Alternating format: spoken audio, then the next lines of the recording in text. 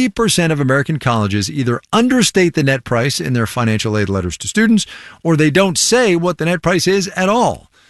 This week, though, we learned more than 360 schools have committed to make those aid offers more transparent. Marketplace's Stephanie Hughes has that one. Students and parents have a lot of numbers to crunch as they make decisions about college. So some of them turn for help to Jennifer Jesse. She's a college consultant in the Washington, D.C. area. To see which school is going to put me in the best position to avoid debt. And then you want to make an educated decision. It's higher and it's worth more to me, or it's not worth more to me. One kind of tool Jesse uses to figure that out are the financial aid offers students get every year.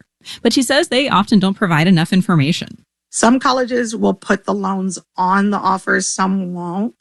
And then some don't even have the net price at the bottom. The new voluntary standards are supposed to help with that problem. Justin Drager is president of the National Association of Student Financial Aid Administrators, which is managing the initiative. The school needs to pull together everything it knows at a single point in time and try to show to the student, this is how much college is going to cost. The more than 360 schools who've signed onto the standards serve about 4 million students altogether. But there are thousands of schools in the country, and Bryce McKibben of the Hope Center for College, Community, and Justice at Temple says the voluntary standards still don't mean comparison shopping is going to be easy. That doesn't mean the offer itself is going to look the same. Where the actual net prices could be in all sorts of different parts of the page and be hard for a student to tease out so that they actually understand what it is being asked of them to do in the coming year. McKibben says he'd like to see legislation that requires standardization, not just voluntary guidelines. I'm Stephanie Hughes for Marketplace.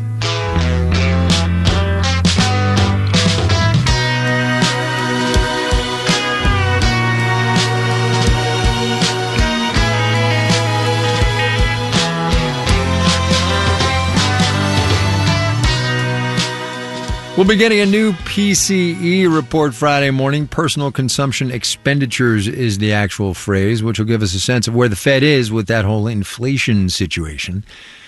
And while prices are still high and that PCE number is probably going to come in higher than Jay Powell would like it to be, sometimes we all need a little bit of a splurge, don't you think?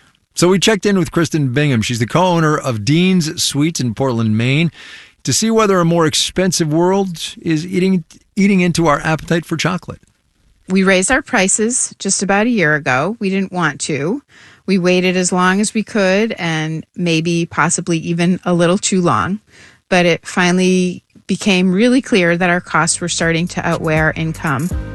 The costs of chocolate and cocoa are definitely inching up, sugar too. The prices of cream and butter have increased by about 10% in the last 2 months. All of this feels like a slow, constant pressure. It's funny because we're retailers, right? But we're also consumers. So as we gear up for the fall and need to stock up on ingredients, we can't help but feel a tightening around our spending. And if we're feeling it, I'm guessing that means that most people are feeling it. Even though Halloween is all but synonymous with chocolate, we know it's definitely more of a grocery store kind of chocolate time. No one I know is giving out truffles and fancy chocolate to trick-or-treaters.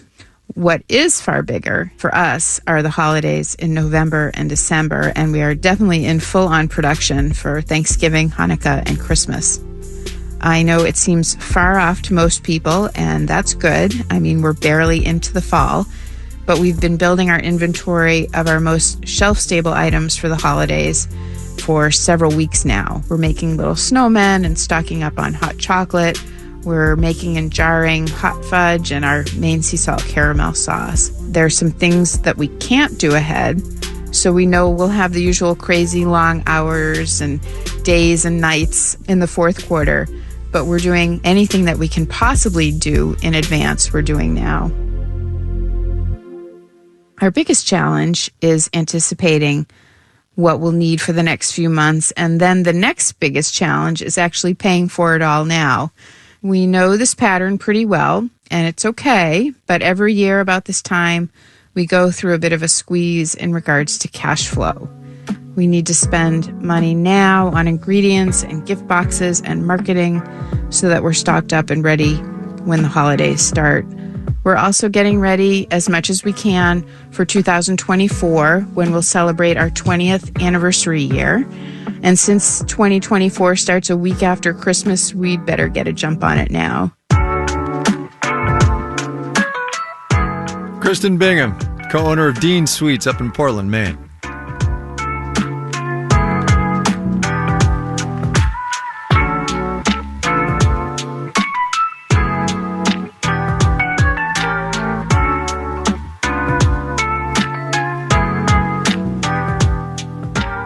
This final note on the way out today with a nod to both Elizabeth's story about higher oil prices and the coming days of colder weather. Saw this on Reuters that the 60 million American households that use natural gas for home heating, that's out of about 130 million households in this country total, by the way, they are going to see their heating bills fall almost 8% this year because nat gas has gotten cheaper.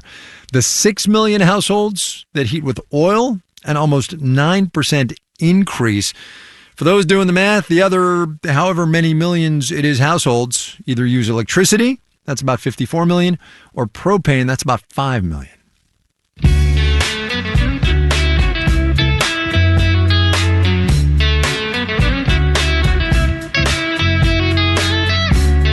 WNYC is supported by On Being with Krista Tippett. Back this fall with the new podcast season for a time of love and loss and AI. All new shows every Thursday. Available wherever podcasts are found. Learn more at onbeing.org.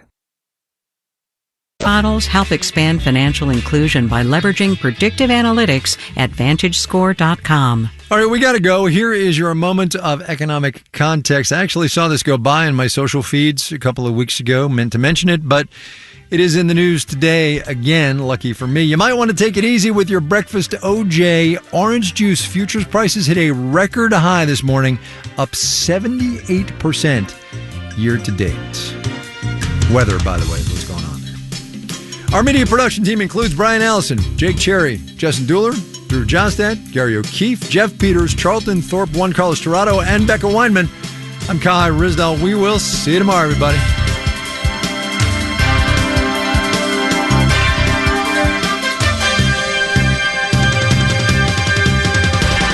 This is APM.